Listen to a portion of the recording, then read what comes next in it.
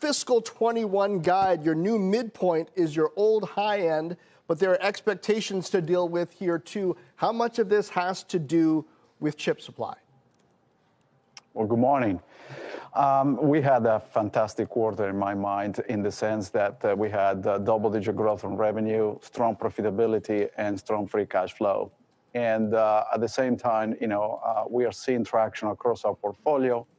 And despite the ongoing challenges in the supply availability of certain commodities, we factor that in our guidance, which, as you said, we raised guidance again. This is the third time we raised guidance in the year since our security analyst meeting. And so I think we are very well positioned. We see strong demand, steady demand, and the portfolio we have is perfectly aligned to the customer needs we see in the market. Obviously, there is more need for connectivity, more need for analyzing that data, and then consume IT very differently. So we are very pleased with the results and very optimistic about the second half. Help us understand what's happening with GreenLake, your infrastructure as a service offering. Dell at Dell World was also talking more about as a service and infrastructure. How much of that is what customers should use for their more predictable workloads, perhaps instead of buying equipment flat out and financing it as they would have in the past? Or how much of it is to really compete, in a sense, with that public cloud purpose as well?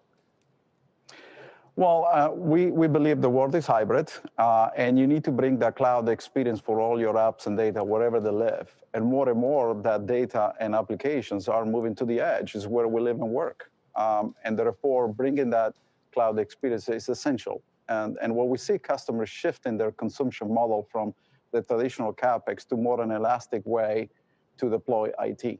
And GreenLake is the cloud that comes to you. And we have a unique value proposition that is an investment we have made now for a number of years, because it's not the financing, John. It is a true cloud experience driven by the software investment we have made, and then ultimately focus on those workloads that ultimately need that unique experience. And so HPE GreenLake is the edge-to-cloud platform that can be consumed as a service. And we believe that market is going to quadruple in the next 3 years. Yeah. And GreenLake had a phenomenal growth this past quarter again, and on track to deliver the guidance that we gave us some. But what I'm trying to understand is, what workloads are you targeting for your infrastructure offering with as a service? Is it those more predictable workloads? So is it partly a cost argument, saying that the same cost that you would have allocated to purchasing that equipment and having it on premise and thus at the edge? Or is it more of a flexibility and cloud argument, where maybe you're paying a little more, but you're arguing, hey, that's because you get the flexibility of cloud?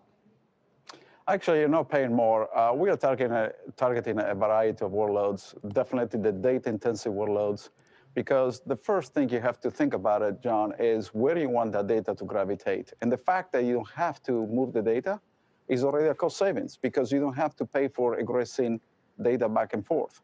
And we can actually provide the same experience at the production scale. Actually, it's cheaper to run those workloads on-prem than in the public cloud. However, there is going to be a true hybrid experience, and that's why we target the experience between on-prem, the edge, and the public cloud with our software experience. But at the same time, we deliver those workload-optimized solutions, whether it's VM, containers, big data-intensive workloads, and that's what we're doing. And that's where we see the traction. We added 90 new customers, and we grow the business again, 40+%, 41% this quarter.